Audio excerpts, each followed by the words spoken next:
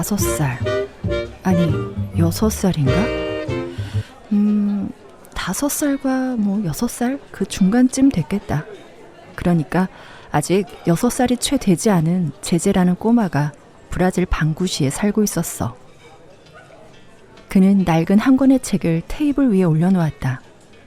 어려서 읽은 책이라 기억이 가물가물했는데 두 아이의 아빠가 되고 난 후 다시 읽어보니 슬프지만 아름다운 책이라며 이야기를 시작했다. 그런데 제제는 가난했어. 그러니까 제제 가족은 가난했어. 아빠는 실업자고 엄마와 누나가 공장을 다니며 생계를 이어갔지. 제제는 3명의 누나와 형, 그리고 제제가 아끼는 남동생이 있어. 제제의 주머니에는 늘 구슬과 딱지가 가득했고 친구들과 따먹기를 해서 진 적이 없었지. 또 제제는 엄청난 장난꾸러기라서 하루가 멀다 하고 집안 식구들에게 두들겨 맞는 게 일과였어. 어떤 장난을 쳤는데? 예를 들면 검정 스타킹에 끈을 매달아 뱀처럼 움직이게 해서 임산부를 놀라게 한다거나 타다 남은 초를 길바닥에 문질러서 지나가는 할머니를 미끄러지게 한다던가 아무튼 동네 소문난 장난꾸러기였지. 그래서 제제는 스스로 자기 속에는 악마가 살고 있는 악동이라고 믿었어. 하지만 제제는 영민한 아이였어. 아무도 가르쳐주지 않아도 글을 읽고 노래를 할 줄 알았거든. 그리고 누구보다 동생을 아끼고 잘 보살펴주는 마음씨 따뜻한 형이었지.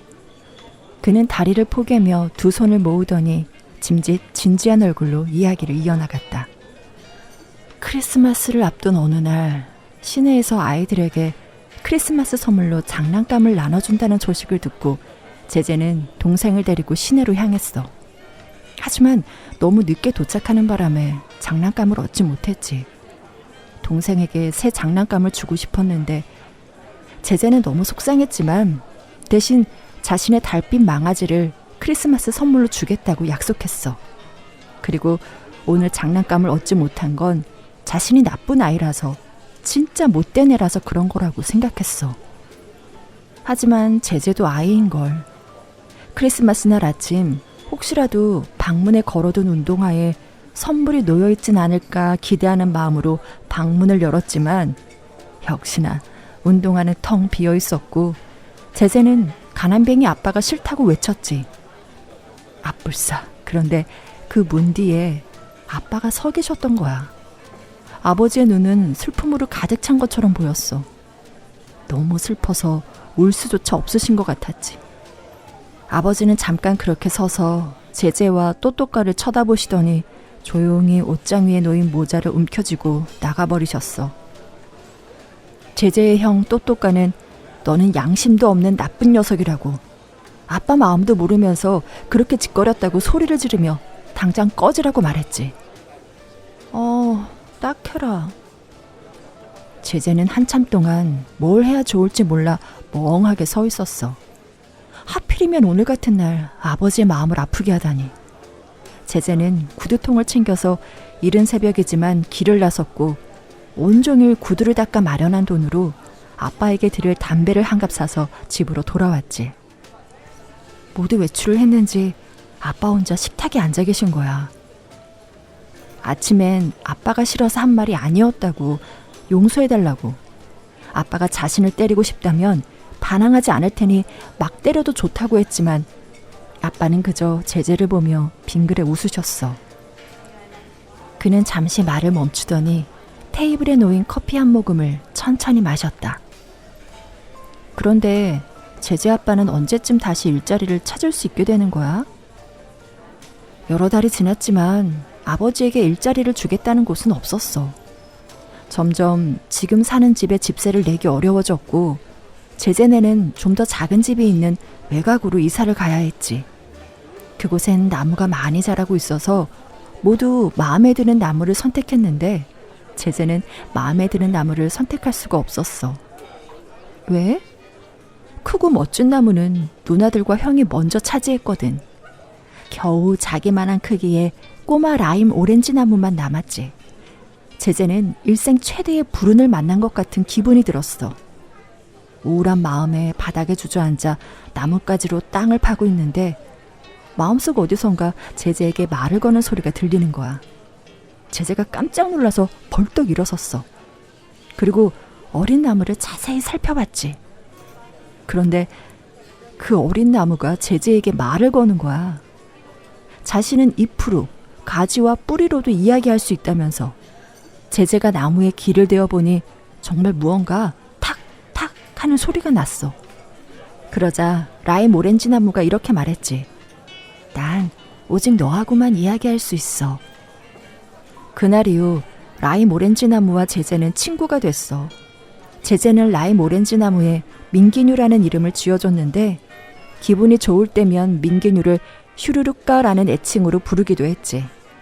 민기뉴는 제재가 카우보이 놀이를 할 수 있게 가지를 뻗어 말이 되어주기도 하고 제재가 속내를 털어놓고 말할 수 있도록 등을 내어주기도 하면서 세상 둘도 없는 친구가 된 거야. 아, 캐스트 어웨이에 나오는 윌슨과 같은 거네. 민기뉴 말이야. 그래, 그럴지도 모르지. 그는 옅은 미소를 짓더니 소파에 다시 등을 기댄 채 이야기를 이어갔다. 장난꾸러기 제재가 가장 좋아하는 놀이가 있었어. 달리는 자동차 뒷공무니에 매달리는 거였는데 또래 아이들이라면 누구나 해보는 놀이였지. 제재는 동네 거의 모든 차에 매달려 봤는데 아직 못 해본 차는 포르투갈인 마뉴엘 발라다리스 아저씨의 차였어. 이 차는 잘 손질된 아주 멋진 차였는데 차 주인이 아주 무서운 사람이라는 소문에 그 차를 넘보는 애들은 아무도 없었지. 그러던 어느 날 마뉴엘 발라드리스 씨가 담배를 사기 위해 상점 길모퉁이에 차를 잠시 세웠어. 제재는 주차된 포르투갈인의 차를 발견하고 지금이 아니면 영영 올라탈 수 없을 거란 생각에 용기를 내 차 뒷공무니에 올라탔지. 오, 대단한데? 마뉴엘 아저씨는 오래전부터 제재가 자신의 차에 올라타기 위해 기회를 노린다는 걸 알고 있었어. 그래서 담배를 사면서 상점 밖으로 차를 살피다가 제재가 슬금슬금 차에 올라타는 걸 보게 된 거야. 그래서? 아저씨는 제재의 귀를 잡고 다시는 이런 짓을 못하게 해주겠다며 제재를 자기 무릎에 엎어놓고 딱 한 대를 때렸어. 하지만 제재는 어찌나 아팠던지 엉덩이가 창자에 붙어버리는 줄만 알았지. 제재는 고통과 수치와 이 광경을 고소하다는 듯 웃으며 바라보고 있는 사람들 때문에 눈물이 마구 솟았어. 그리고 분에 차서 이렇게 말했지. 이 다음에 커서 당신을 죽이겠어요. 아저씨는 제재가 귀엽다는 듯 여기서 기다리고 있을 테니 얼른 커서 찾아오라며 제재를 놓아주었어. 제재 화가 많이 났겠다. 제재가 잘못한 건데 뭐 어쩌겠어? 그는 짓궂은 표정으로 눈을 찡긋하더니 이야기를 좀 더 들어보라는 듯 손을 까닥거렸다. 어느 날 제재의 장난기가 또 발동이 된 거야. 남의 집 과일나무 열매를 따먹으려다가 걸려서 도망을 치다가 깨진 유리 조각이 제재 발에 박혔지. 아팠겠다. 얼마나 아픈지 정신이 하나도 없었지. 그보다는 혼날 걱정, 매맞을 걱정이 앞섰어. 쩔뚝거릴 정도로 상처가 깊었지만 제재는 부모님께 알리지 않고 다음날 아무 일 없다는 듯 등교를 하고 있는데 뒤에서 포르투갈인 자동차 경적이 들리는 거야.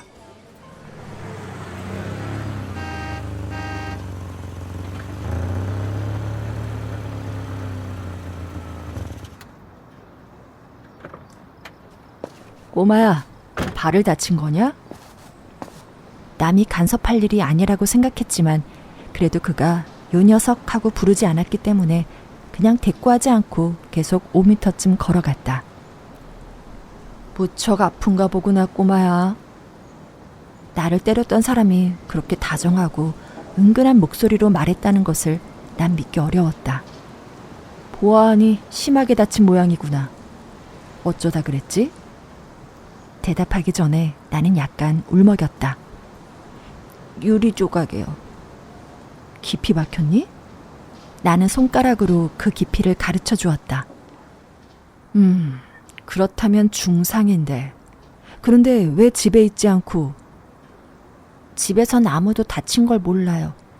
만일 집에서 알게 되면 다시는 그런 짓을 못하게 때려줄 거예요. 이리 온. 내가 데려다 줄 테니. 탈 수 없어요. 우리는 원수지간이잖아요. 그런 건 상관없다. 난 그따위 일은 신경 쓰지도 않아. 제재는 고마운 마음과 쑥스러운 마음에 고개만 끄덕이고 차에 올라탔어. 그는 처음엔 제재를 학교까지 데려다 줄 생각이었지만 생각보다 상처가 깊어서 파상풍이 염려됐지. 그래서 근처 약방에 데리고 가서 치료를 해주고 먹을 것과 장난감도 사줬어. 제재는 무척 아팠지만 웃어 보였지. 그리고 그 아픔 속에서도 중요한 사실을 발견했어. 이제는 포르투갈인이 제재에게 가장 소중한 사람이 됐다는 것을. 와, 드라마틱한 반전이네. 이제 두 사람은 친구가 된 건가? 제재는 포르투갈 아저씨의 극진한 보살핌을 받으면서 건강을 회복했고 아저씨 집에 놀러 가기도 하고 함께 드라이브도 하고 낚시도 다니면서 둘도 없는 친구가 됐지. 무엇보다 아저씨는 제재를 혼내지 않고 제재의 이야기를 잘 들어줬어. 그리고 제재는 이제 아저씨를 뽀르뚜까라는 애칭으로 부르기로 했지. 나이를 뛰어넘는 특별한 우정이네. 그리고 어느 날이었어. 제재는 아빠의 근심스러운 얼굴을 보게 됐고 아빠의 기분을 풀어드리기 위해 얼마 전 길에서 들은 탱고 노래를 아빠에게 불러드렸어. 나는 발가벗은 여자가 좋아. 발가벗은 여자가 좋아. 밝은 달빛 아래서 발가벗은 여자가 좋아. 제재는 얼굴이 흐물흐물해질 정도로 맞았고 2개의 쇠고리가 달린 허리띠로도 맞았지. 결국 제재는 정신을 잃었고 의사가 다녀갔지만 한동안 제재의 몸은 나아지지 않았어. 제재가 완전히 회복한 건 일주일이 지나서야. 제재를 다시 만난 뽀르투까 아저씨는 제재의 얼굴이 왜 부었는지 알고 싶었어. 아직 6살도 채 되지 못한 아이에게 그토록 모진 매질을 하다니 도저히 이해가 안 되는 거지.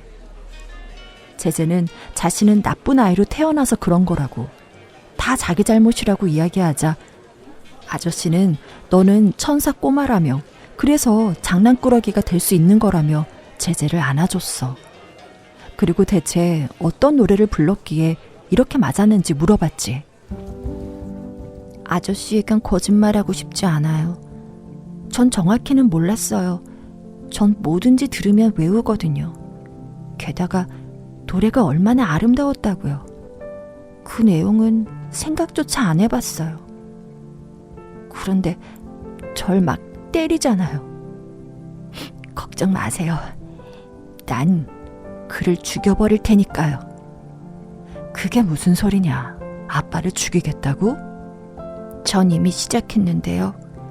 죽인다고 꼭 벅전수의 권총을 빌어 빵 쏘아 죽이는 게 아니에요. 그게 아니란 말이에요. 제 생각 속에서 죽이는 거예요. 사랑하기를 그만두는 거죠. 그렇게 되면 언젠가 완전히 죽게 되는 거예요. 하지만 넌 나도 죽이겠다고 하지 않았니? 처음엔 그랬죠. 그 후에 반대로 죽였어요. 내 마음속에 아저씨가 다시 태어나도록 그렇게 죽였어요. 아저씨는 내가 제일 좋아하는 사람이에요. 아저씨는 제 유일한 친구예요. 아저씨가 제게 딱지나 주스, 사탕이나 구슬 같은 걸 사주셔서 그런 게 아니에요. 거짓말이 아니라고 맹세할 수 있어요. 모두가 널 사랑할 거야.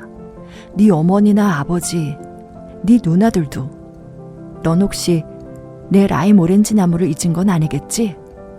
민기뉴라고 했나? 그리고 또 뭐더라? 슈르륵가요. 하지만 달라요. 슈르륵가는 꽃 한 송이 피울지 모르는 단순한 오렌지 나무예요. 하지만 아저씨는 안 그래요. 뽀르뚜까 아저씨는 제 친구예요. 나도 널 무척 사랑한단다 꼬마야. 네가 생각하는 것보다 훨씬 더.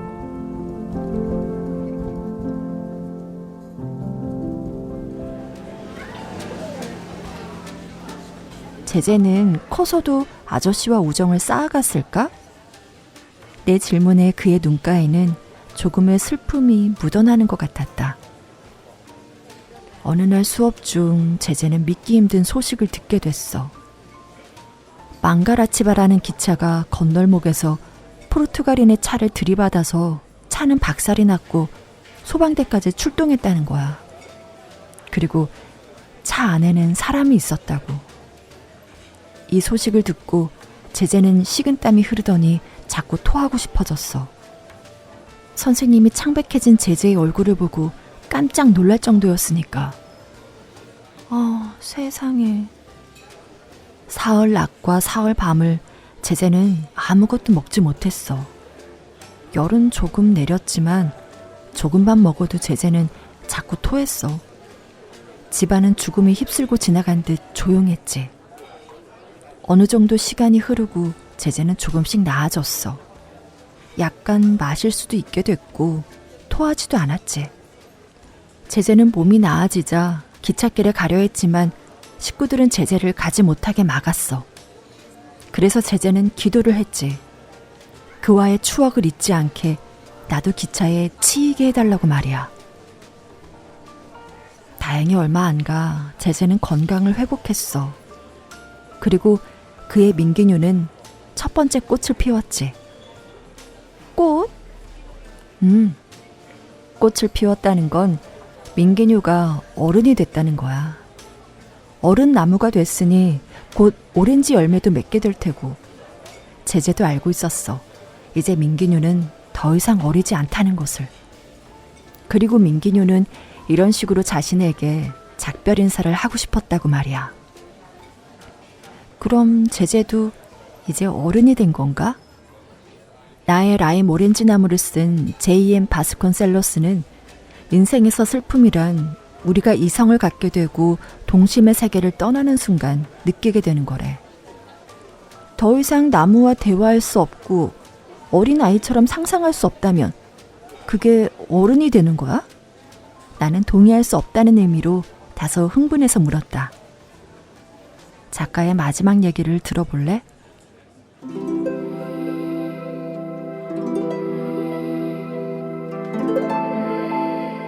사랑하는 마누엘 발라다리스 씨. 오랜 세월이 흘렀습니다. 오늘로서 저는 48살이 되었습니다. 그러나 그리움 가운데서도 때론 어린 시절이 계속되는 듯한 착각을 일으켰습니다.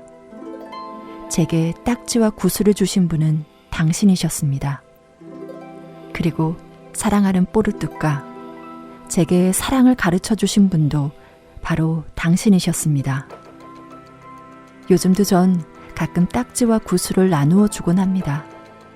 왜냐하면 사랑이 없는 인생이란 별로 위대한 것이 아니기 때문입니다. 때때로 저는 제 자신의 사랑에 만족합니다. 그 시절, 우리의 그 시절엔 저는 몰랐습니다. 먼 옛날 깨끗한 마음의 어린 왕자가 눈에 눈물이 가득 고여 제단 앞에서 엎드린 채 환상의 세계에 대해 이렇게 물었다는 것을 말입니다. 왜 아이들은 철들어야만 하나요? 사랑하는 뽀르뚜까, 저도 너무 일찍 철이 들었던 것은 사실입니다. 안녕히. 우바뚜까에서 1967년.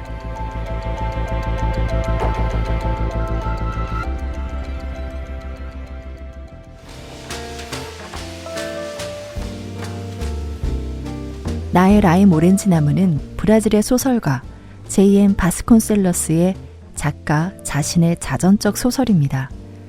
이 소설은요, 브라질 리우데지네이루 근처에 살고 있는 꼬마의 얘긴데요. 제재는 정신적인 사춘기가 너무 빨리 찾아와서 종종 힘들어하기도 합니다. 아마 식구들에게 냉대받고 매질을 당했던 게 사춘기를 앞당긴 건 아닐까 하는 생각도 들어요. 사실 저는 이 책을 아주 어렸을 때 읽어봤거든요. 근데 최근에 다시 한번 읽어보니까 예전에 읽었던 기억하고는 많이 다르더라고요. 그런데 저뿐만 아니라 많은 분들이 비슷한 감정을 느끼시는 것 같아요. 어려서 읽었을 때는 제제와 라임 오렌지 나무의 어떤 신나는 모험 이야기 같은 동화로 기억을 하고 있었는데 나이 들어서 다시 읽어보니까 안타깝고 슬픈 작품인 것 같아요.